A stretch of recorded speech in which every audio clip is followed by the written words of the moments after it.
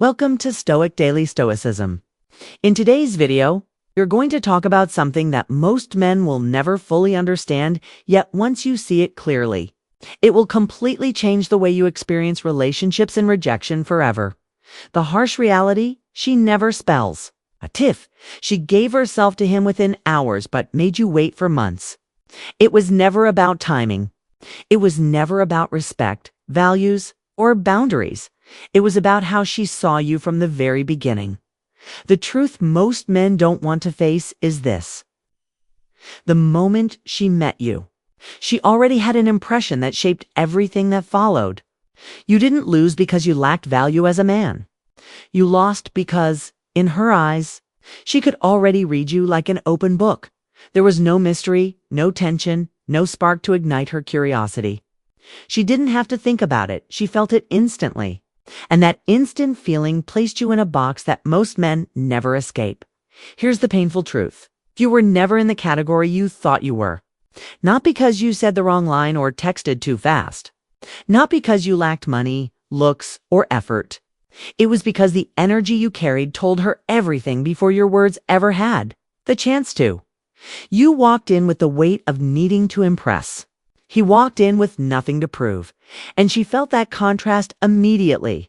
This isn't about blaming her. It's not about blaming you either. It's about facing what no one ever taught you. Rejection isn't a sign of your worthlessness, it's a mirror, showing you something about your presence, your energy, your frame.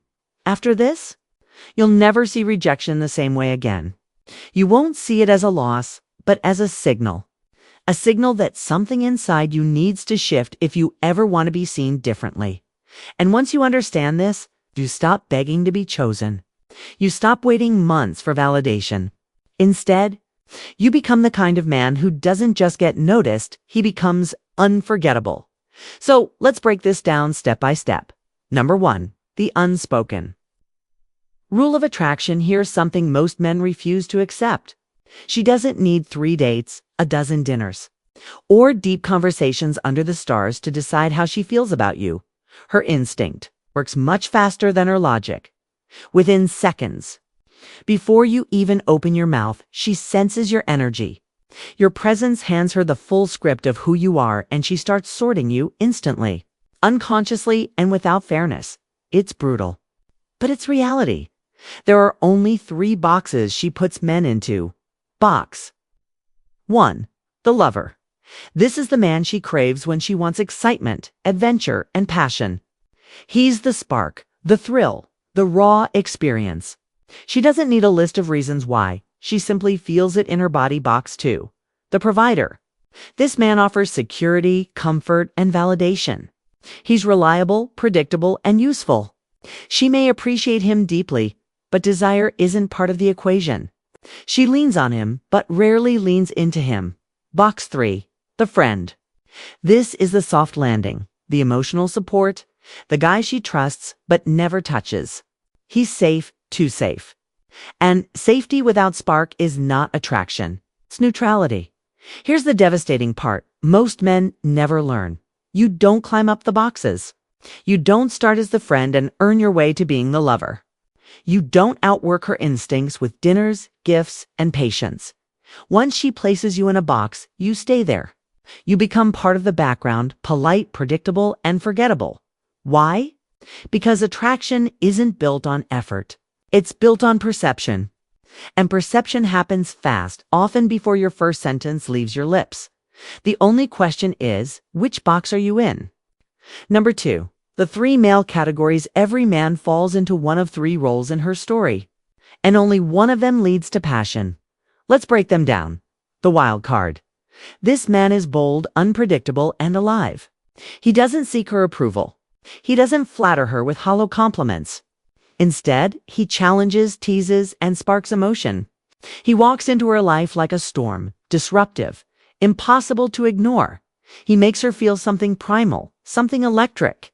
And when she feels that, she doesn't wait. Desire doesn't need permission when it feels real, the stable one. This man is kind, consistent, and dependable. She may imagine a future with him, but she doesn't fantasize about him. He's safe, logical, and reasonable, but he never makes her pulse race. She introduces him to her friends as sweet, but in private. Her body remains still. She delays intimacy with him not because she's respecting boundaries, but because there's no urgency, no spark, no hunger. The emotional mule, this man gives endlessly.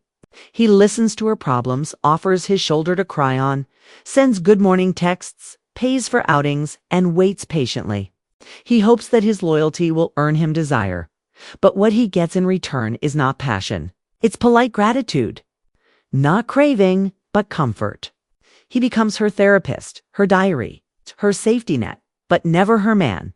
And if you've ever been the one holding her while she cries over someone else, you now understand the role you unknowingly accepted.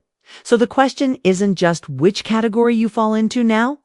The real question is, how do you move into the category where passion exists without begging for it? Number 3, sexual chemistry versus emotional safety. Here's the reality nobody tells you. Lust doesn't wait. It doesn't require logic, lists, or long-term planning. It doesn't grow slowly like a plant. It strikes like lightning. When she feels it, she moves. When she doesn't, no amount of good guy effort will change that. The man she gives herself to quickly, he didn't beg. He didn't prove his worth. He didn't run endless errands for her.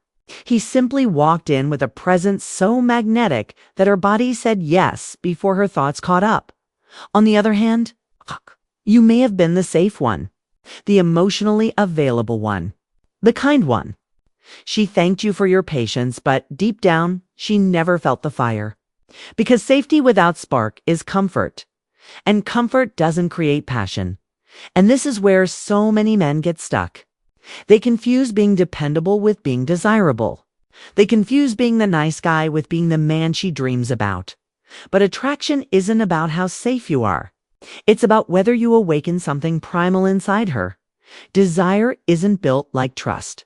It doesn't take months to develop. It's not a slow simmer.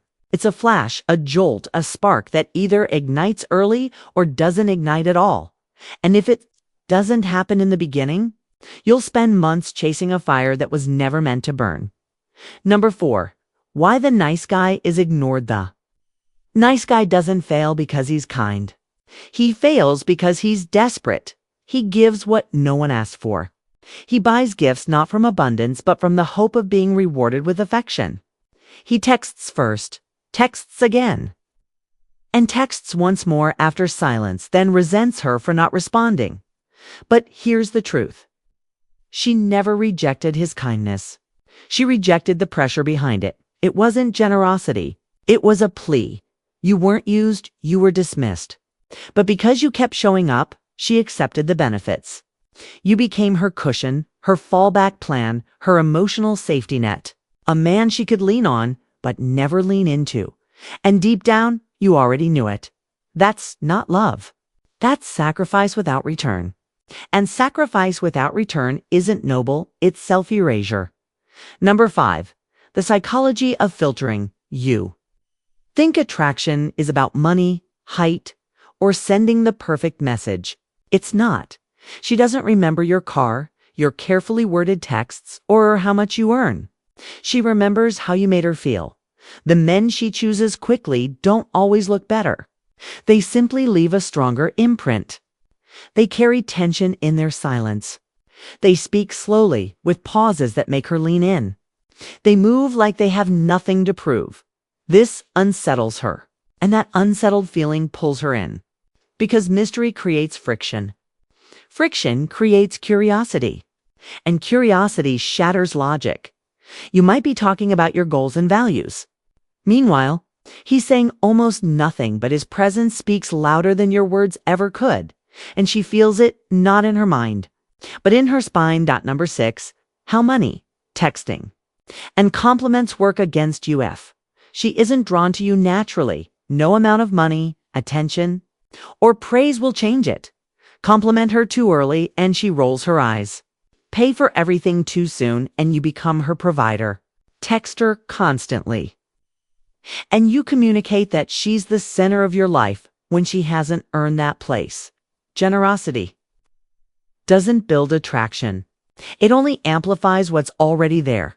Without desire, your kindness feels like a transaction. And no woman wants to be traded for affection. She doesn't give herself to the man who makes sense. She gives herself to the man who feels like a risk. The one who doesn't try to buy her, but instead disrupts her rhythm. You're not losing because you're bad. You're losing because you're predictable. Number 7. Stoic seduction flirting isn't about lines or jokes. It's about energy. It's the way you hold silence. The way you maintain eye contact without flinching. The way you smile at the right moment, not because you're trying to win her, but because you're genuinely enjoying yourself. Real flirting is calm confidence. With a spark of play, you're not chasing a reaction. You're creating tension. If she leans in, you reward her with warmth. If she leans out, you pull back without complaint. You don't announce your value. You let her discover it. And when she can't quite read you, her curiosity becomes desire. Because mystery doesn't frustrate her. It awakens her. Desire isn't logical. It's born in the unknown. Number 8. The energy first rule: never invest deeply in someone who hasn't leaned in first. Attraction isn't built by